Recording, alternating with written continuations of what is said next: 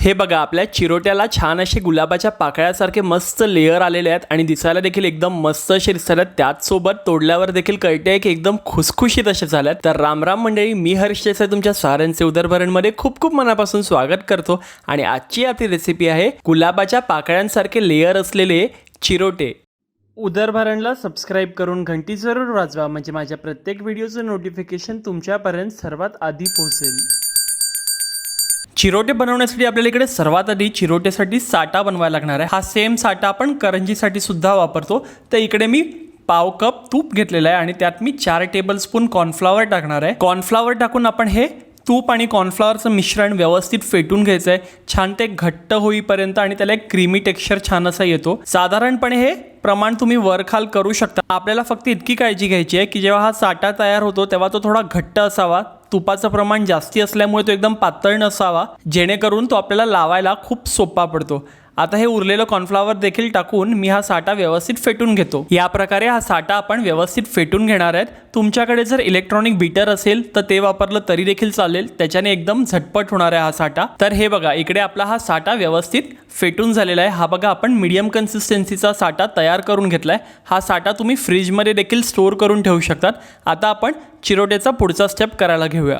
आता चिरोटे बनवण्यासाठी आपण इकडे पाव किलो मैदा घेतलेला आहे. आता या मैद्यामध्ये आपण चवीनुसार मीठ टाकून हे व्यवस्थित मिक्स करून घेऊया. आता आपण यात आवश्यकतेनुसार पाणी घालून पीठ मळून घ्यायचं आहे. पीठ मळताना हे पीठ थोडं घट्ट मळायचं आहे, खूप पातळ किंवा खूप मीडियम कन्सिस्टन्सीचं देखील नाही मळायचं. आपल्याला हे घट्ट पीठ मळून घ्यायचं आहे. तर हे बघा इकडे आपला घट्ट असा पिठाचा गोळा छान मळून तयार झालेला आहे. आता आपण ह्याला तेलाचा हात लावून घेऊया आणि त्यानंतर एक 10 मिनिटं आपण झाकण लावून हे साईडला ठेवून देऊया. तर चिरोटे बनवण्यासाठी आपण इकडे या आकाराचे 2 चपात्या लाटून घेतलेल्या आहेत. पातळ चपात्या लाटलेल्या आहेत. आता या एका चपातीवर आपण जो साटा तयार करून घेतला होता तो व्यवस्थित पसरवून घ्यायचा आहे.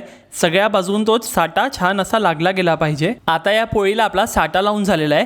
यावर आता आपण जी दुसरी पोळी लाटून घेतली होती ती ठेवून घेऊया आणि पुन्हा आपण वरच्या बाजूला देखील थोडासा साटा लावून घेणार आहेत.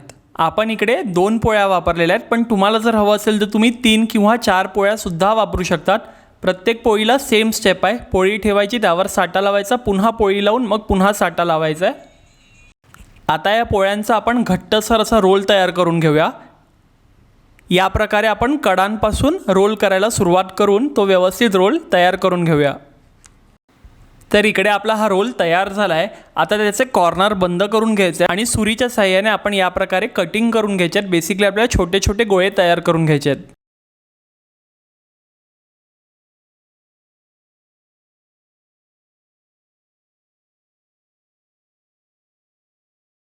आपण इकडे ज्या लाटा तयार करून घेतल्या त्यातली एक लाटी मी इकडे तिरकी ठेवलेली आहे आणि ती तिरकीच हाताच्या मदतीने दाबून घ्यायची आहे, जेणेकरून त्याचे जे पट म्हणजेच लेयर्स आहेत ना ते व्यवस्थित येतात आणि हे जे चिरोट्याचे लेयर्स आहेत ना ते अगदी गुलाबाच्या पाकळ्यासारखे दिसतात. आपण लाटण्याने हे अलगद हाताने पातळ असं लाटून घ्यायचं आहे. हे तुम्ही बघू शकतायत, एक एक लेयर छान अशी मोकळी मोकळी आलेली आहे. आता आपण इकडे तेल तापत ठेवलेलं होतं, तर आपलं तेल इकडे तापलेलं आहे. तेल एकदम आपल्याला कडकडीत न तापवता मीडियम तापवून घ्यायचं आहे. हा एक एक चिरोटा आपण तेलामध्ये सोडून घेऊया. हे बघा चिरोटे आपले तेलामध्ये तळले गेल्यावर त्याचे लेयर असे छान असे आलेले आहेत.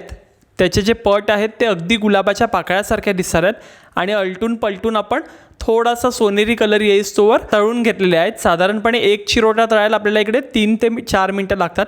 खूप ब्राऊन कलर आपल्याला नाही करायचं, अगदी हलका सोनेरी कलर आला की आपण हे काढून घेणार आहेत. आणि चिरोट्यावर झाऱ्याने या पद्धतीने तेल सोडायचं आहे, जेणेकरून तो आतल्या बाजून सुद्धा व्यवस्थित तळला जातो. आता हा चिरोटा आपला तळून तयार झालेला आहे. त्याला आपण टिश्यू पेपरवर काढून घेऊया, जेणेकरून एक्सेस सगळं जे तेल असेल ते टिश्यू पेपर अब्झॉर्ब करून घेते.